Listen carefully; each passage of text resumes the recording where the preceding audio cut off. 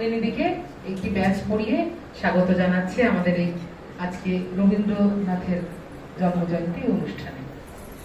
নমস্কার, রাবীন্দ্রিক শুভেচ্ছা জানাই যারা উপস্থিত আছেন প্রত্যেককে। সকাল থেকেই সাজো সাজো, ঘর দৌড় ঝাঁটপাট দিয়ে পরিষ্কার, প্রত্যেকের স্নান হয়ে গেছে। দাদা তো সাদা পায়জামা পাঞ্জাবিতে একেবারে সুন্দর দেখাচ্ছে, আর দিদি হলুদ রঙা শাড়িতে গোটা উঠোন জুড়ে আলপনা দিচ্ছে। রেকর্ডারে গান বাজছে, আমি তোমার সঙ্গে বেঁধেছি আমার প্রাণ সুরেরও বাঁধনে। ধূপের গন্ধে মম করছে গোটা বাড়ি। বাবা বলতেন আজ মন বাউল হওয়ার দিন, আজ মন উদাস করার দিন।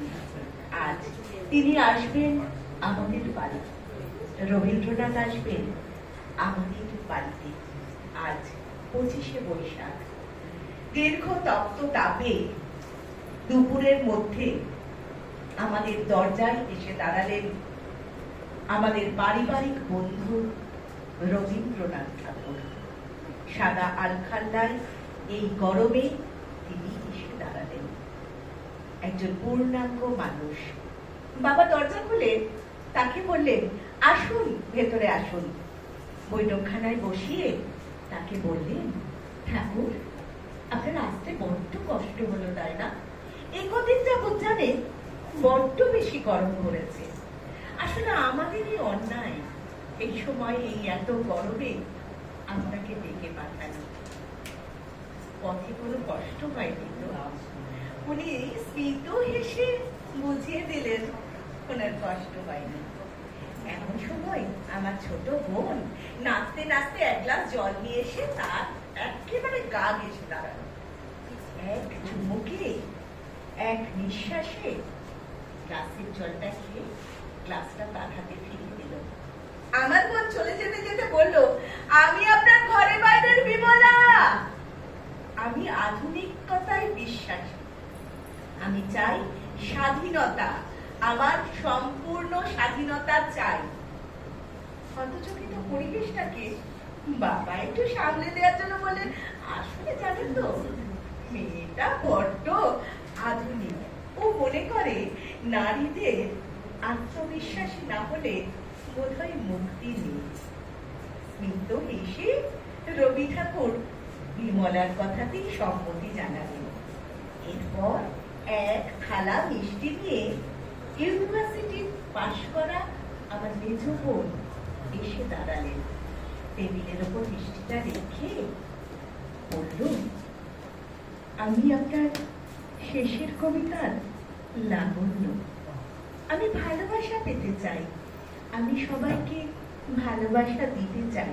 হিমালয়ের মতো সূর্য, পর্বতের মতো বহুজ্ঞ সমস্ত ভালোবাসাকে আমি হৃদয়ে ধারণ করতে চাই।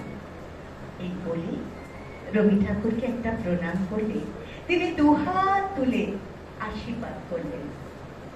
আমার বোন চলে যেতে আমার বাবা বললেন, ঠাকুর, মেয়েটাকে এবার স্বয়ংবর সভায় বসাবো ভাবছি। এবার আমার পালা।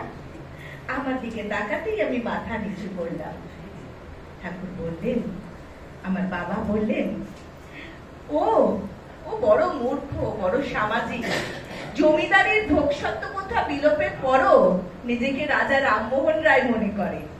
ও একটুও বাড়িতে থাকে না। আসলে ও আপনার গোড়া। পরিবেশটা একেবারে স্তব্ধ হয়ে গেল।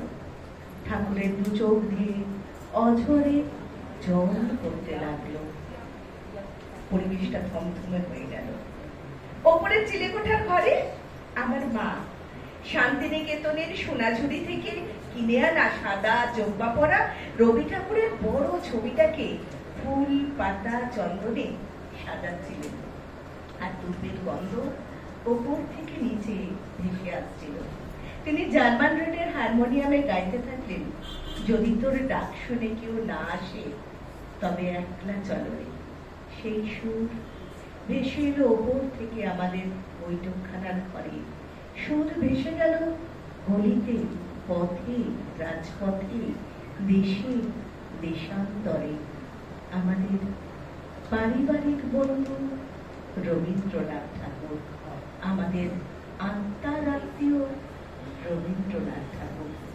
আমরা বাঙালি, আমরা যতদিন বাঁচব আমাদের প্রাণের ঠাকুর আমাদের সঙ্গে ততদিন থাকবেন। নমস্কার। কবি স্বয়ং বসে রয়েছেন, কবি কেতকী প্রসাদ রায়ের লেখা আমাদের পারিবারিক বন্ধু রবীন্দ্রনাথ, আমি আপনাদের আবৃত্তি করে শোনালাম। নমস্কার। আরো একবার প্রত্যেককে আমার নমস্কার জানিয়ে আমি আমার